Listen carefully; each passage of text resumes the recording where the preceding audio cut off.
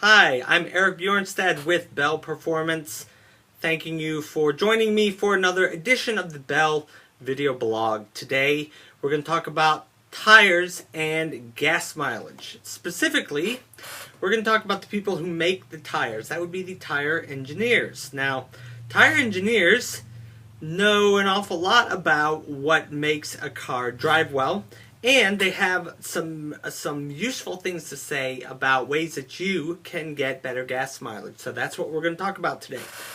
If you interview a tire engineer, they will typically bring up, when the question is, how can I save gas? How can I get the most out of my gas dollar?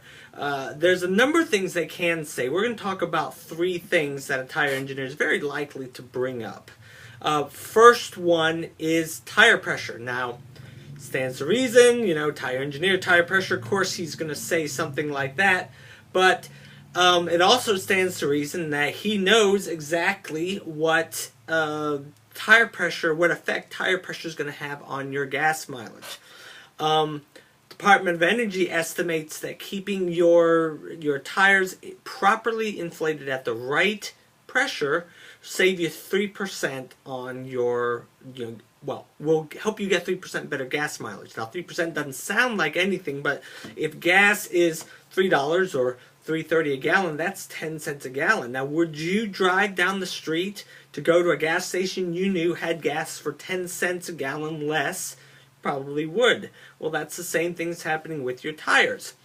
If you have underinflated tires, what happens is that the tire's soft, so you're going to get more of that tire is going to lay flat against the road. And what that's going to cause your car to do, it's going to cause your engine to burn more gas and work harder to propel that car along. Hence, your gas mileage goes down. So, check your tire pressure when the tire's cold, like in the morning, and then try to keep it inflated to the recommended pressure that is, it's either in your owner's manual, or there's a sticker that can be located inside the door jamb of one of the doors, and it will tell you what the proper inflation is for the tires on your particular vehicle. So, the second one is driving style. Now, if you think about that, this makes perfect sense. So what's the number one thing that will save you gas? Well, since we're talking about driving style, of course, we've already given the answer away. But interestingly, the people like the Department of Energy that study this estimate that the way you drive can change your gas mileage by 30%. That's like $1 a gallon. If you accelerate quickly, you gun the car, you're impatient, you want to get where you want to go, so you gun the car, and you accelerate really fast, then you run up on the car next to you because he's not going as fast as you, so you have to hit the brakes in order to slow down to keep from running up into his back end. What you've basically done is you have spent chemical energy, you burned gas to get that momentum going, then all of a sudden you have to apply mechanical energy in form of the brake and the brake pads, and that's going to take away and waste all the gas that you burned getting up to that speed. So, probably the single number one thing you can do, as especially driving around the city, is be smooth. Don't be so impatient. Don't drive so impatiently. Slow down. Accelerate smoothly, brake smoothly.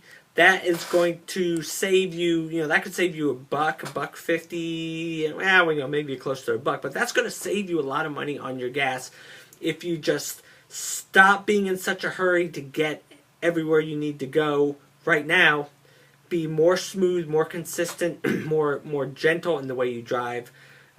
You will save a lot of money on your gas doing that way. Third one is really more applicable for the opposite. We talked about smooth driving in the city. Well, now we're talking about speed on the highway.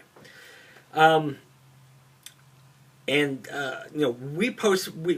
put it like, stop watching for the cops. Okay, and what we mean is, I remember when I was in college, going to college in Tennessee, I would, start of the summer, I drive to Maryland, where my parents live, so I have to take that highway up there. It's about, about a 10-hour drive. Well, I want to get there as quick as possible, so the speed limit's 65. Well, I ain't doing 65. I'm probably doing 75, maybe even 79. And I'm always watching for the cops, watching for the cops. See, is there a cop there? Because I figure if he clocks me doing 79, I'm probably gonna get pulled over. There were a few times I didn't. And really, I didn't get pulled over that much. But besides the fact that I was always having to watch for speed traps, it really probably sucked the gas mileage right out of my car. What is the sweet spot? We talk about sweet spot as the fastest speed you can go while getting the best gas mileage. Because if you're driving on the highway, you don't want to drive 20 miles an hour because it's going to take you 20 hours to get anywhere you need to go. But yet, if you're driving 100 miles an hour, you're going to get there a lot faster, but you're going to burn a heck of a lot of gas, probably get a few speeding tickets along the way. So, what's the sweet spot in there? Well, Department of Energy says 60 miles an hour. Now, some folks cite 55. Department of Energy says 60, so we're going to go with that. 60 miles an hour is your optimal combination of speed, getting you where you need to go, while also having the most efficient gas mileage for your car.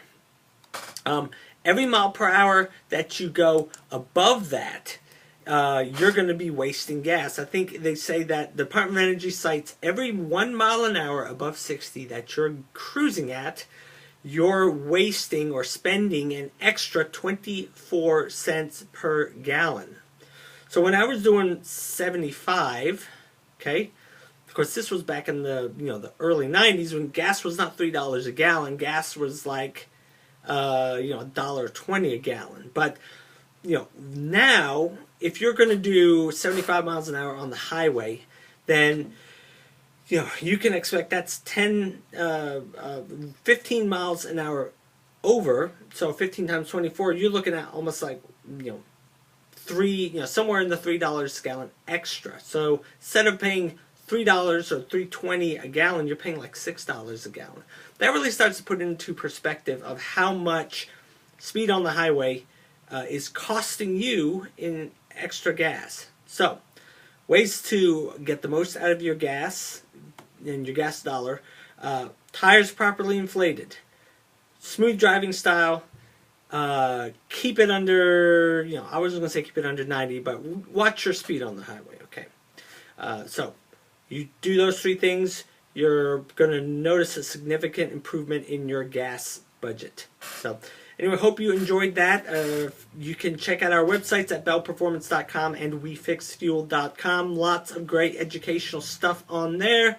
I am Eric Bjornstad with Bell Performance. Thanks for joining me. See you next time. Bye-bye.